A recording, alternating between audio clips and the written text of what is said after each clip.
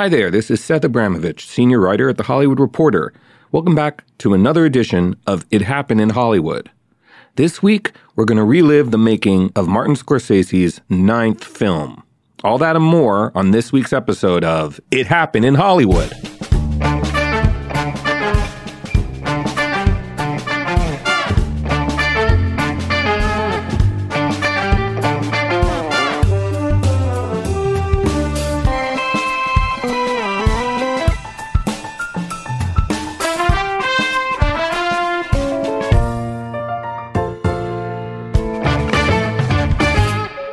Say the name Martin Scorsese and it conjures up one of the greatest directors to ever live. But it's easy to forget that he had some struggling periods. After he made Raging Bull in 1980, which was a huge critical success and a commercial success, he made The King of Comedy, which was an unusual genre for him. Dark comedy about fan obsession and fame. And it was a critical hit, but a huge bomb at the box office. After that, he turned to making his dream project ever since he was a child, the story of Jesus Christ, in an adaptation called The Last Temptation of Christ. He was all set to start shooting in '83 in Israel. Aidan Quinn, who you might remember from Desperately Seeking Susan, was going to play Jesus Christ.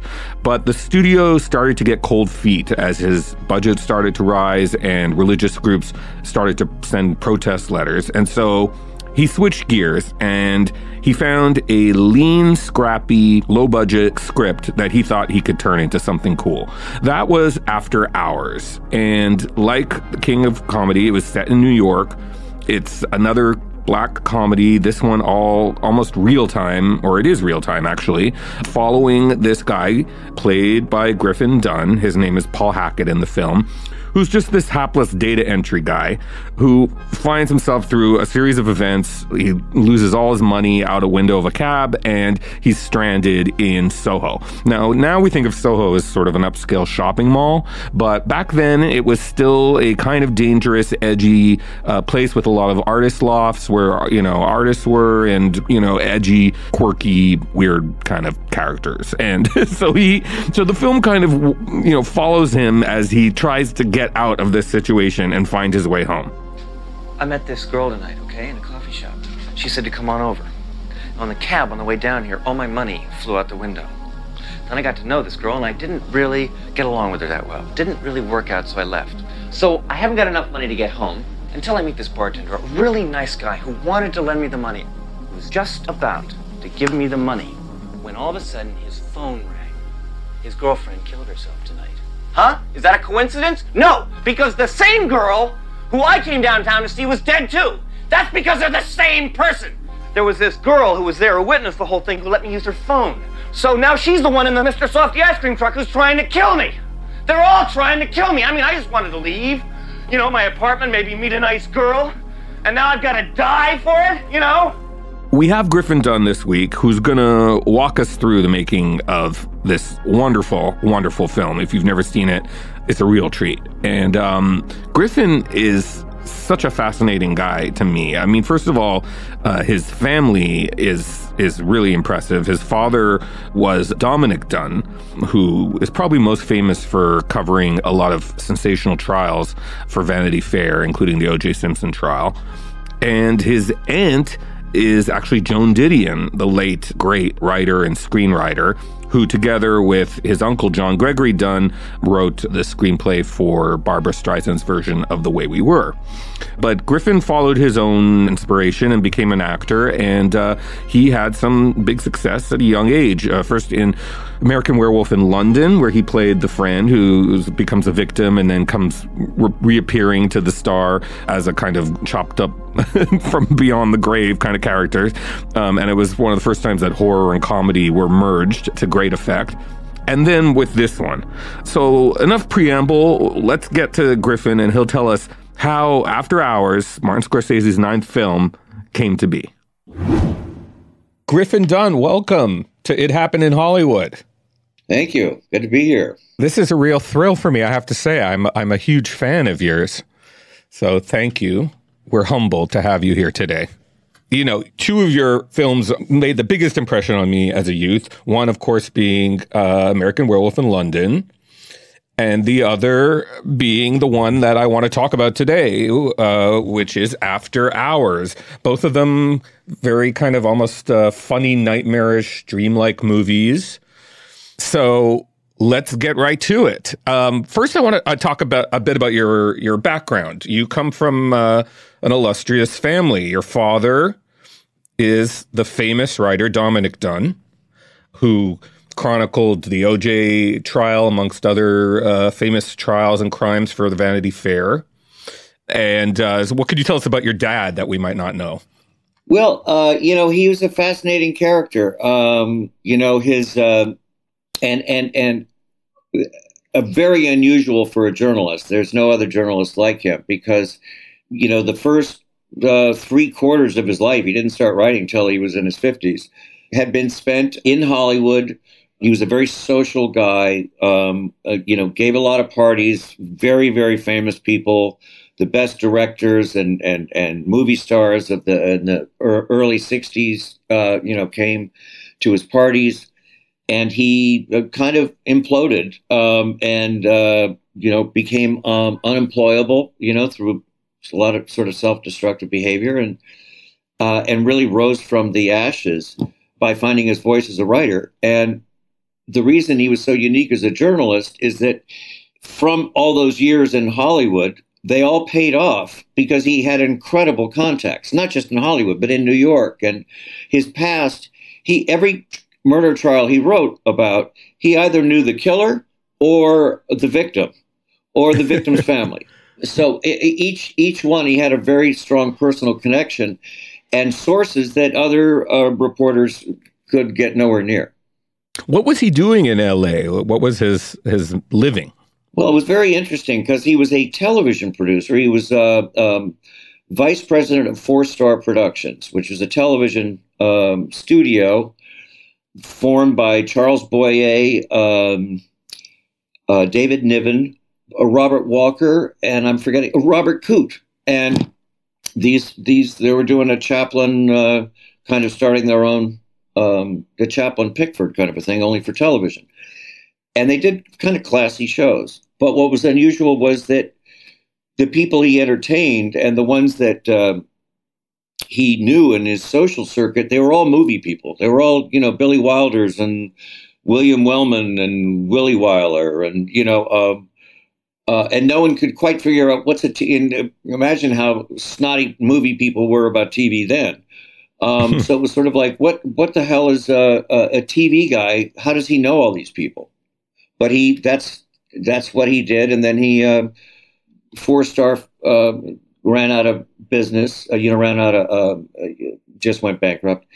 And he became a film producer. He produced Boys in the Band, the movie that Billy Friedkin did, and Panic in Needle Park, Jerry Schatzberg, and then and Play It As It Lays, that my aunt, Joan Didion, wrote the novel for, and she and her husband, John Gregory Dunne, wrote the script. And then a final movie was Ash Wednesday, which was such a colossal disaster. That pretty much ended his producing career. And so you mentioned Joan Didion, and you made that incredible documentary in which you're interviewing her, one of the great literary figures in American history. So that was your aunt. You grew up with her as just as Aunt Joan, I guess. Aunt Joan and Uncle John. And they, as my father was part of old Hollywood, they really emerged in new Hollywood with, the filmmakers of the 70s. That they worked for and hung out with, They collaborated on A Star Is Born with Barbra Streisand. That screenplay, didn't they? Exactly. And so your father, his life's course changed with the tragedy of your sister, Dominique, who was in Poltergeist and was a very promising actress. And she was very tragically killed by her ex-boyfriend. And so that turned him on his course of sort of crusading for victims' rights. Is that correct? Quite right. That's what, he went into it not knowing anything about murder trials. And, violence had never touched his life. And, he sort of found his calling, recognizing just how women in particular are victimized in the courtroom. They're the ones who are put on trial.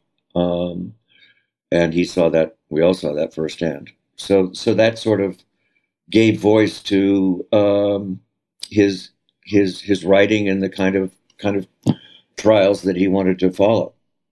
Amazing. So within this illustrious family is born a young man named Griffin. And so you at what point did you realize you wanted to be an actor? I was dead set against being an actor and not having anything to do with Hollywood. I wanted to be a journalist. I wanted to be a writer, journalist. And then I got talked into auditioning for a play called Zoo Story, Edward Albee, when I was in high school. And it's a two-man part, and I played a guy named Jerry. And it was an incredible part. And then I just decided I wanted to be an actor. And I moved to New York and did just that. So you grew up here in LA and then you moved to New York. Correct. Yeah. I got myself kicked out of high school, and so I went to New York a little earlier than most people did. What got you kicked out of high school? Pot. And the school was in Colorado, which was the very first state to legalize pot. So make of that what you will. Now they sell pot in the cafeterias of the high schools in Colorado. So you moved to New York, and you start getting parts out there. And no, it was really quite difficult. I was dyslexic and had a very hard time auditioning.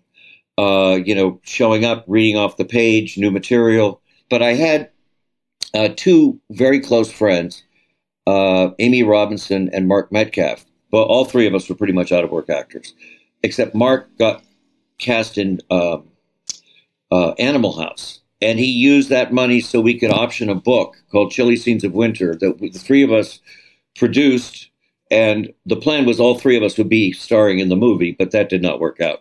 But I did have a small part in the movie that got the biggest laugh in the movie, in Chilly Scenes of Winter. And that, by producing a movie and giving myself a part, kind of kicked off my acting and led to, American Werewolf in London eventually.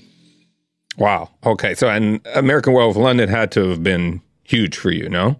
It was indeed. It was an unusual thing for me. I mean, it was my first starring part, but I was also continuing producing movies too. So I was kind of a struggling actor and a oddly more successful producer. When I was 23 and 24, but I went in to meet John Landis, the director, and we talked for about maybe 10 minutes, and there were other people waiting outside, and he didn't have me read anything. I didn't audition. And he went, "Oh, nice to meet you." And, off I went. And about an hour or so later, the phone rang, and he said, "You're in your apartment. I want you to stay there. I'm sending a guard with the script, and I want you to read it right away." And he's standing outside, and then hand the script to the guard in the hallway. Ding dong. I sit down, I read this script. I'm laughing out loud. He doesn't say anything about it. Oh, the only thing he asked me in the our 10-minute conversation was, "Am I claustrophobic?" And so I was waiting for a big elevator drama or, something. And you didn't even know it was about werewolves? I had no idea. He didn't tell me a thing. And all I knew was it was Jack and David, and one was the werewolf, the other was the dead guy.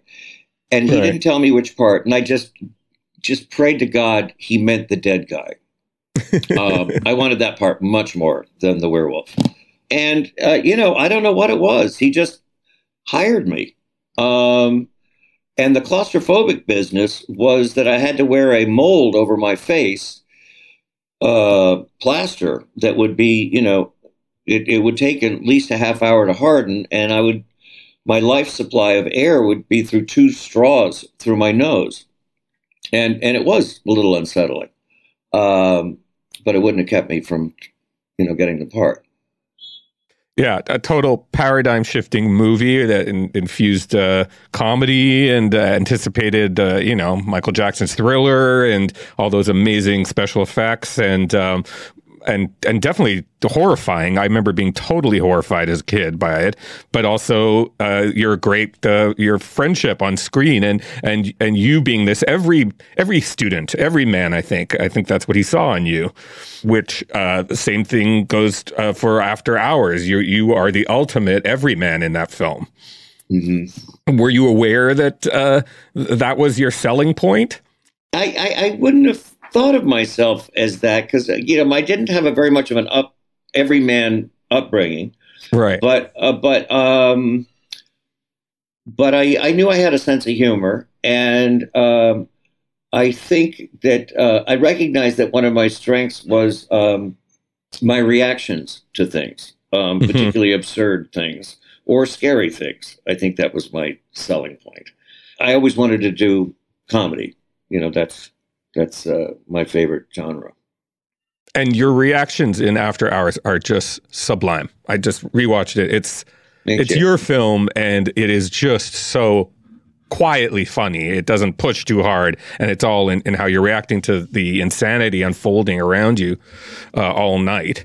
But let's talk about now After Hours. So this begins at Columbia University? It does indeed. Joe Minion, who wrote this brilliant screenplay, it was his homework for, it was basically his thesis at film school at Columbia. And he was the assistant to a wonderful Serb director named Dusan Makavejev. And Dusan brought him to Sundance while they were in the Sundance lab that happens over the summer. And my partner, by this time we'd made 2 movies, Amy Robinson, Dusan said, there's this lovely boy has this very funny script you should read, which he read and called me up immediately and said, this is the greatest part in the world for you. You're going to love this script. And so she sent it to me, and I couldn't believe what I was reading. The anxiety, I had panic attacks. I had to read it standing up, and I turned the pages with my big toe and go, oh my God, oh no. And so, yes, we got it immediately, got the option immediately and went about putting it together.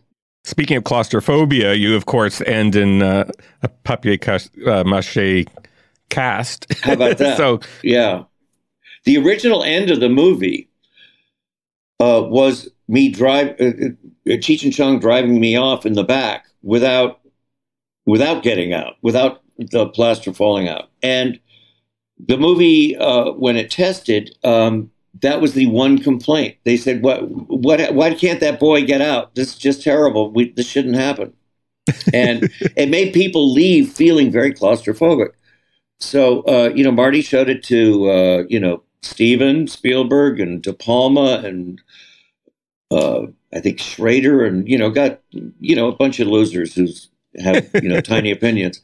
And to like, how do you think this movie should end? And we had really elaborate endings. David Geffen was the financier. One of the endings that we loved was I would end up climbing out of the lady in the very end of the movie, the actress, that I would climb out of her vagina, covered in amniotic fluid, and be left on the street and the West Side Highway.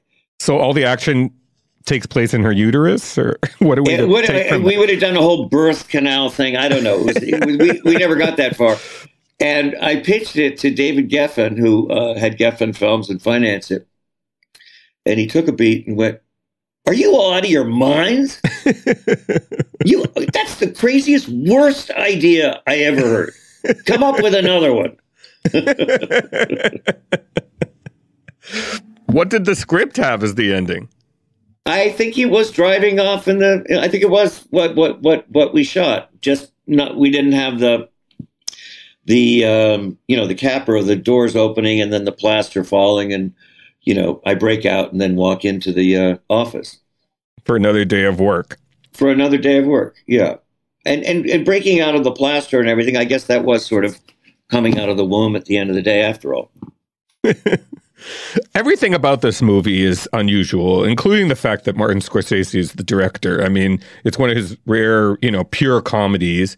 It doesn't really sit alongside what you typically associate with a Scorsese film. So I understand you took this first to a promising emerging director. Could you tell a little bit about that before Scorsese?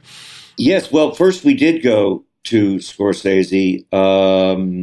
And Amy Robinson was Teresa in Mean Streets. So she knew Marty. And we also had the same lawyer, a guy named Jay Julian, who's hilarious in King of Comedy. He plays Jerry Lewis's lawyer. And I had met Marty when I was 17 years old, and an agent sent me in to meet him to play the boy in Alice Doesn't Live Here Anymore. And who was played by an 11-year-old. And Marty opened up the door, saw this teenager standing in front of him. And yes, can I help you? I went, I'm here about your movie. He went, you're kidding. Jesus. You're way too old. Like, come on in anyway. And we talked for like a half hour. I don't know what possessed him to do that, but that was my first meeting with him. And then so anyway, he was about to start shooting Last Temptation of Christ with Aidan Quinn. So he was unavailable. Amy and I go to see a movie. I forget what the movie was, but I remember what showed before it was this just a Frankenweenie movie that was a black and white, so brilliant. And we went, who is that guy? And we found out he's an animator at the Disney lot. We tracked him down. We met him for lunch. Tim Burton, we're talking about here. He'd read the script beforehand. We got it to him. And we meet, I think we're in like the Disney cafeteria or something. And he had a short sleeve shirt and those pen sets in the top pocket and with the ink bleeding all over the pocket. And, he was a nerd. There's no other way to put it. But brilliant. You could just tell. His ideas were like, oh, my God. And so we began starting to put it together with him. And Terry Garr, I was very close with. And so we cast her as the Beehive hairdo. And that was like as far as we got. We didn't really even have the money together. We had it in like little pieces and stuff. And Marty's film gets canceled. Last Temptation. King, for any number of reasons, but he was entering a dark period because King of Comedy had not done well. I guess Last Temptation was going to be much more expensive than the studio thought. So they canceled production, and on the flight back from Casablanca, Marty has a pile of scripts. We were at the top of the pile, and he lands and says, "Hey, what's the deal with this script you sent me? I really like it. I'll do it." Wow. And Amy and I, well, rather than jump up and down, we thought, oh no. We really liked Tim. So we tell Tim, though, nonetheless.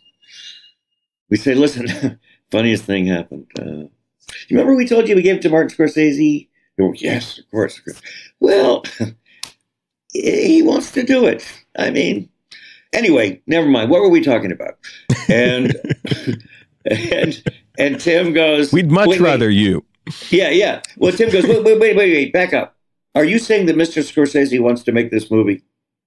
And we said, yeah, but, I mean, I'm sorry. I have to gracefully decline going any further with this. I'm not going to stand in the way of whatever Mr. Scorsese wants to do.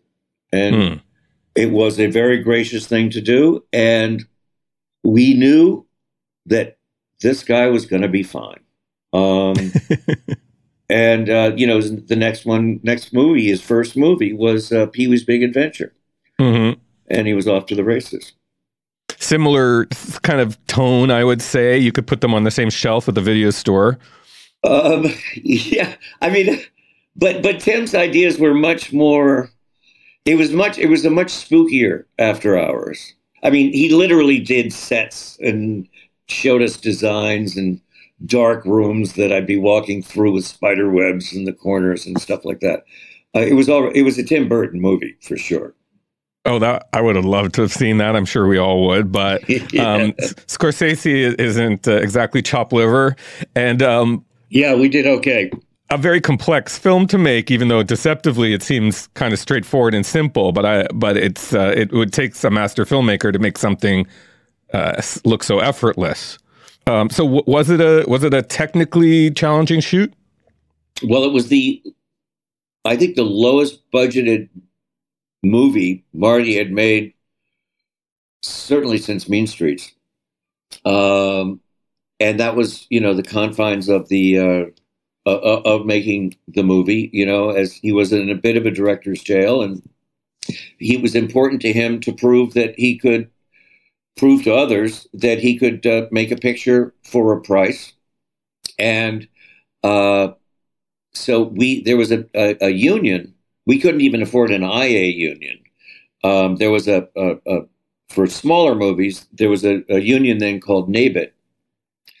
And we crewed up out of that. But out of that crew, well, one of the people we turned Marty on to was who shot our previous movie, Baby It's You, that John Sayles directed, was Michael Ballhaus. That was it. That was Michael's first movie in America, having worked with Fassbender so many years. And so we introduced them, and we know that was a long collaboration. And out of NABIT came the costume designer, and I've still got a little COVID brain, so forgive me. I can't. I'm just blanking on her name. But anyway, they went on to do like 5 movies afterwards. He did everything from the Edith Wharton to movie he did to Age of Innocence. Rita is her first name, by the way. Anyway, so he met and established relations with people through this movie that he went on to work with on many other movies. But he also shot listed the entire movie before we shot it. And there would be drawings of what the shots would be on the back of every call page. So we are on the call sheet. So the crew always knew what they were going to be shooting. They knew exactly what equipment to have on the truck. They knew they didn't even need to be told what shot to set up for next. So it was very, very smooth, even though the camera work was quite complicated. There were tracks all over the place. The camera never stopped moving. And if I wasn't running down the street, I was running down hallways and around corners. And there was only one Steadicam shot, the final shot in the movie. All the rest was all on tracks. So I would be running and I'd have to always step over the tracks and then round back around. So it was kind of a bit of a ballet act for me as well. What about that shot when Linda Fiorentino throws the keys down to you?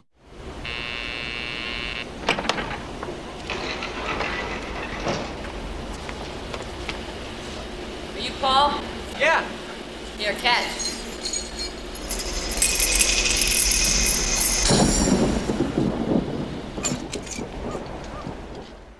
That shot, my cousin Tony Dunne was the key grip on the movie, and he had designed to get that shot. He had designed the camera to be held by bungee cords, and it would literally, they dropped it out the window from that actual thing, and it would come toward me holding up. And the idea was it was going to bounce, get very close to my face, and then fly back up. They actually went ahead with this. I stood under the bungee cord. Thank God the bungee cord broke as it hit before it could hit my face and landed on the pavement. And people went, oh my God, what? My cousin almost had me killed. And that ended up being the very last shot. We reshot it. It's the very last shot. And as I said, that we were on a tight budget. We thought we couldn't afford a crane. Well, we went and got a crane, and all we did was put the camera up and then pull the crane down toward my face, and then the shot was over in 5 minutes. So the first camera was destroyed? The one that hit the ground? No, it didn't actually. No, it managed to tape it back together or whatever. We still used it. I could just imagine the whole crew terrified. The camera, save the camera, and you're lying next to it. Yeah, well, that's exactly. I would have had a huge hole in my forehead. So I understand that Marty gave you some, unorthodox instructions leading into making this. What were those? And I know where you're going. He said, can you... I want you to not, it was a 6-week shoot. He goes, I want you to not have sex from, a week before shooting until the movie is finished. Can you do that? And I went, well, I don't know that I can do it, but why? And he goes, because I want to have that look in your eyes. And I need you to I want to see you thinking about sex. And he didn't even ask Jesus not to have sex. I know. Yeah, I didn't get a pass. That would be the one to ask. So I honored his wishes. Although, to his credit, you do have that hungry look in your eye. Yeah, no, it was good. It was a very good idea. And a dear friend from out of town came to stay with me over the weekend toward the last week of shooting. And we slip and fell and had sex. And but I go to the set. We're picking up the scene that we wrapped for on Friday of me massaging Linda's shoulders, and they were coming back on my angle. So we're just doing it, and now I'm doing it like. I've massaged 1,000 girls, and they all love this. I'm I'm like a real pro at this. And Marty goes, cut. Griffin, come here. Did you get laid? And I dropped to my knees. I went, I'm so sorry. He goes, you just fucked up the whole fucking scene. And the fear of having ruined the scene brought the fear back in my eyes, and I was fine from then on. It's acting, my dear boy, acting. Acting, said Olivier to Dustin. Well, that's great. And then didn't he also ask you to be sleep deprived? He didn't need to ask that. That was, it was all nights. I had one of the gaffers came and blacked out all my windows. And so, because we would, breakfast for dinner, dinner for breakfast, our sleep was all completely screwed up. But I think we were all sleep deprived. And so you're shooting actually in the after hours of SoHo, New York. And now this is not the SoHo that people might think of now. That's full of shopping, high-end shopping stores and things. Yeah, it was still an artist colony at that point, right? And maybe a little dangerous. Very much so.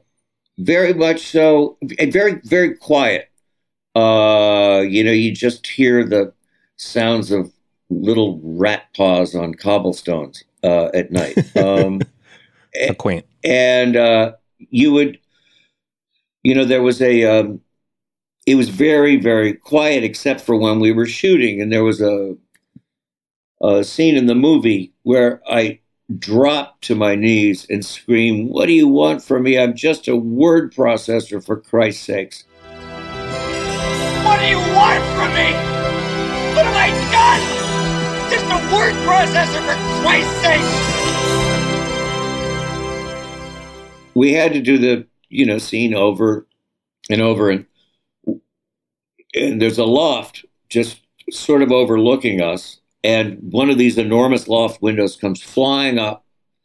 and a woman artist is holding a cigarette, and she screams out the window, "Shut the fuck up! Just shut up!" And without missing a beat, Marty goes, "Tell that woman to put out a cigarette."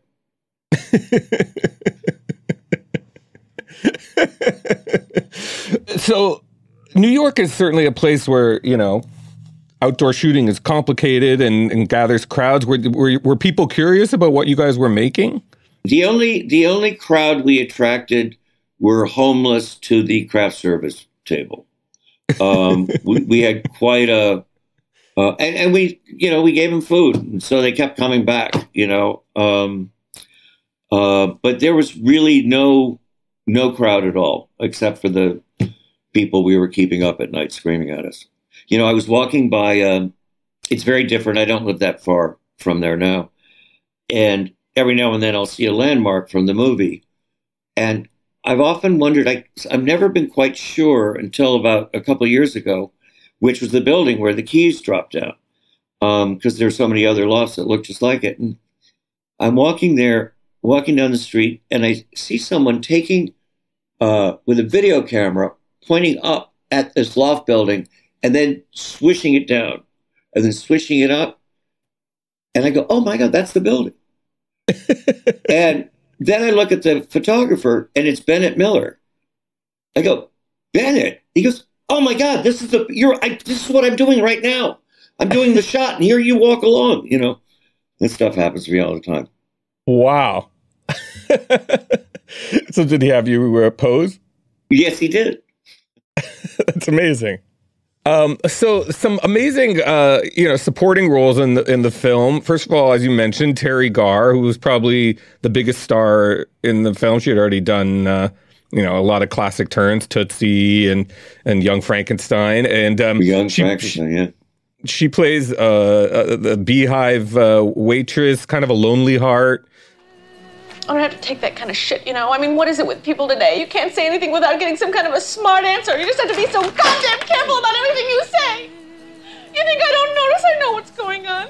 I overhear the customers at the Xerox shop when they're making fun of me. I didn't mean anything by that. I mean, it was raining outside, and I invited you to come into my home. I didn't have to do that, now did I?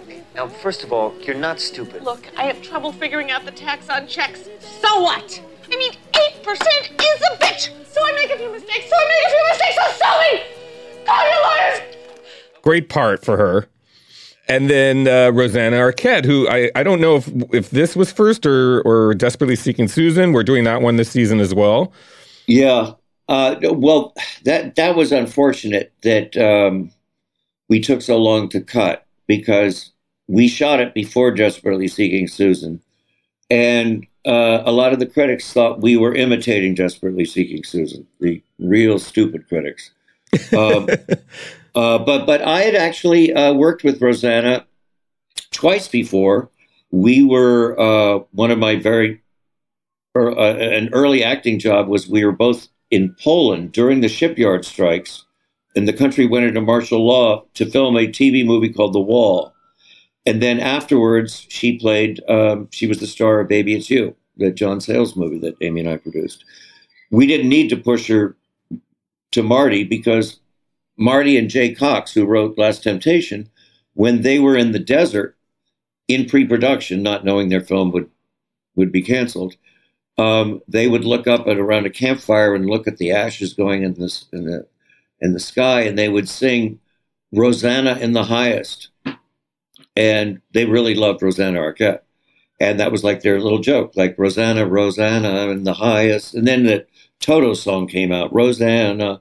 So when he brought up her to play the part, we went, "Oh, well, yeah, perfect." I knew there was something special about you. I hope you don't have to get up early tomorrow or anything, because I think you're somebody I can really talk to. And tonight I feel like I'm gonna let loose or something. I feel like something incredible is really gonna happen here. I feel so excited. I don't know why. I feel it. I'm glad you came. Me too. And just the 1-2 of this and Desperately Seeking Susan just established her as the it girl of kind of cool, New York mid 80s. I mean, there was no prettier or cooler chick than Rosanna Arquette. Without a doubt. We've done. We just finished our 7th movie together. We were a movie I shot in Tulum, and then part of it in New York. And she and I played a married couple going through a divorce with fully grown children. And when we met, we were children. So it's been a nice long run working with her. And I couldn't help but notice you mentioned John Sayles before, another guest this season. I guess great. This is my sweet spot. We're going to be doing The Brother from Another Planet, another great 80s indie film. Yeah. One of my favorite genres is that New York indies of the 80s. So now there's a scene in the bar, John Hurd, another great cameo or smaller part, playing the bartender there, where you have two leather men making out and playing with each other's nipples. And I had not remembered that scene. Maybe it didn't affect me quite as much as a kid as it did as an adult, but it's a really bold, cool scene. And I wonder, was that in the script? And what was it like filming next to those two amorous fellas? Not only was it in the script, Marty and I auditioned about 50 leather dudes. Who came and their audition was, okay, you guys start making out. And I mean, every pairing, they really went at it. We had a lot of choices. I mean, we literally watched grown men with, leather handled mustaches make out for about 4 or 5 hours. That was one of our casting sessions. That's why Marty's one of the greatest filmmakers of all time. He does not cut corners. He does not. He follows every part to his bitter end. He researches the shit out of it.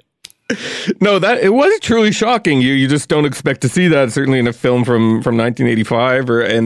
It was very bold and cool. But you could also see how it appealed to New York audiences, but maybe not to outside of the metropolitan centers.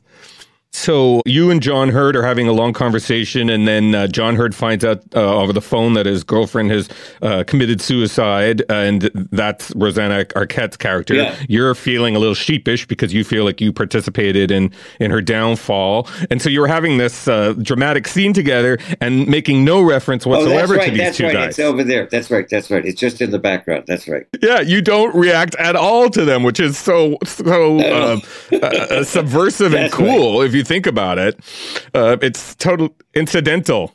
And then of course they stop kissing to offer their condolences, which is also hilarious. Oh my God! An amazing sequence. My girlfriend just killed herself a little while ago. Took some sleeping pills. Jesus Christ! Oh no! It's my fault. God. Marcy. I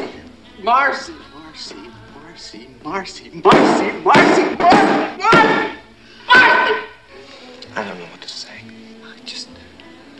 I don't know what to say. Can you say? After all, it wasn't your fault. What could I say? What is it about this film? To me, it captures, I have these dreams all the time where they're anxiety dreams. I can never quite complete a task or get somewhere, or nothing ever works out. And that's what this film is. It's an hour and a half of that, but it's just, I don't know. It's become sort of a touchstone when you say, and after hours, you know exactly now what people are talking about. Yeah. And in fact, Ted Lasso did a whole episode inspired by it in its second season. I saw it. He told me. You did? Yeah. I think it taps into, as you said, it taps into these dreams we had where we get in the wrong car and it's going and then it runs out of gas and you can't find the keys to your apartment and you have to go to the window, but it's in somebody else's apartment. It's just, I understood this character in this script without much research. When it came out, yeah, it was good in New York.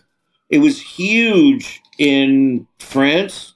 It premiered at the in Cannes in competition.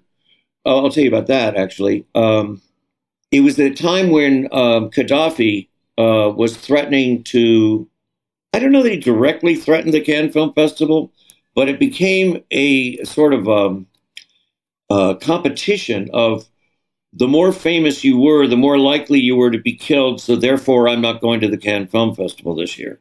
And no one went from America, hardly anyone. And Marty and the cast, they were all freaked out.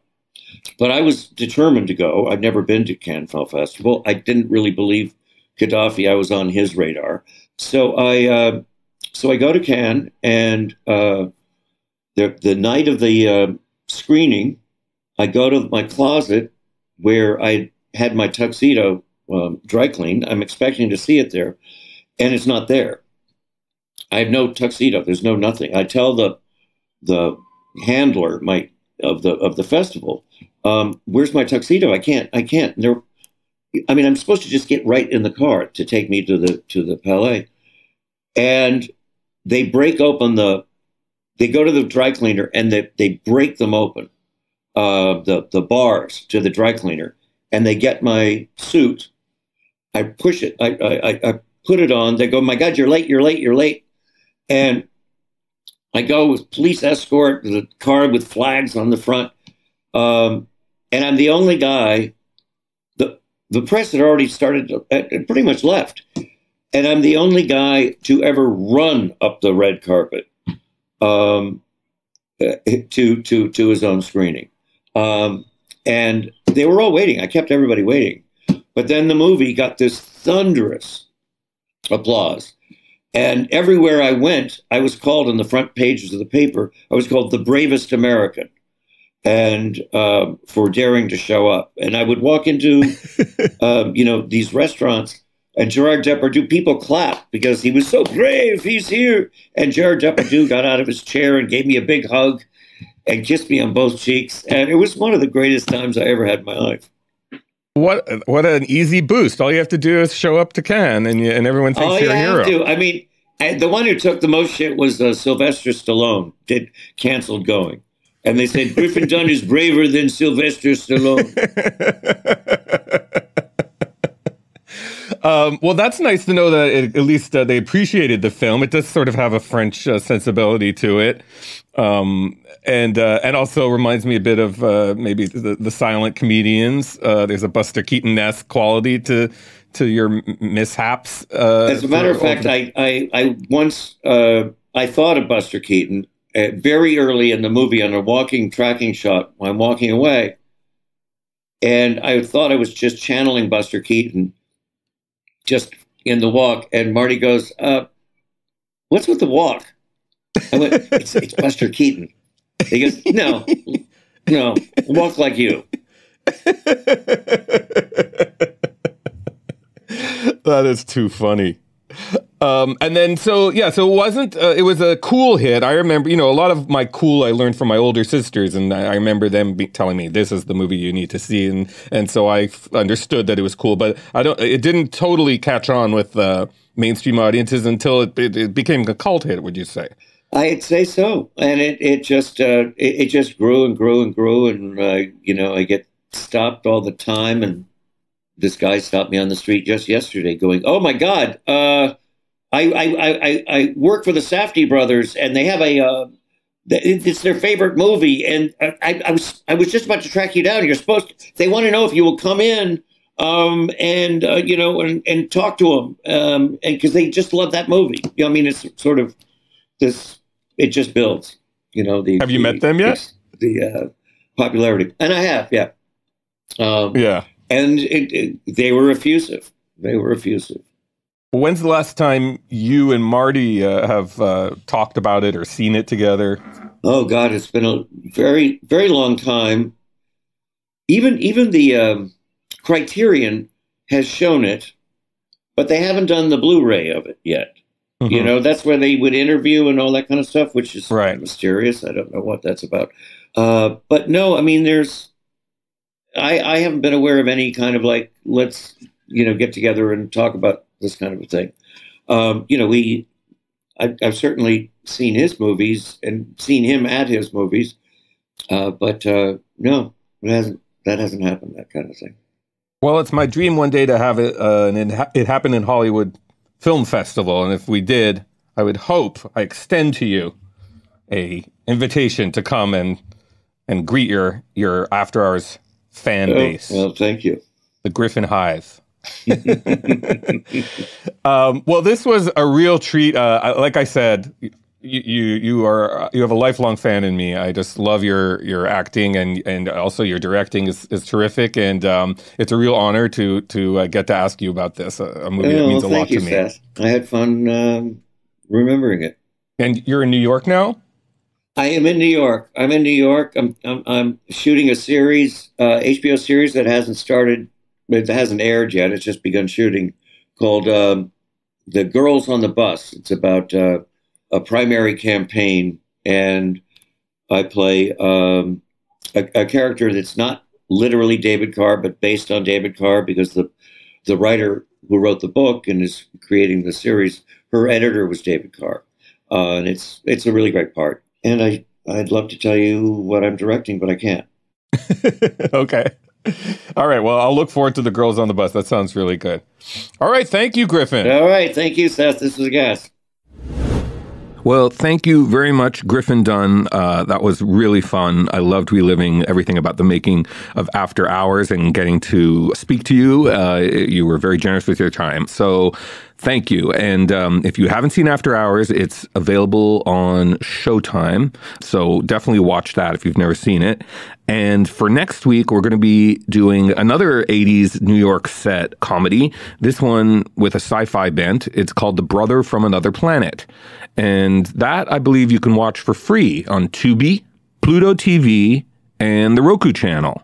I also found a version on YouTube. I don't know if that one's legal, but it was a full version. I think that's how I watched it. So that's from director John Sayles, who's a giant in the American independent film scene.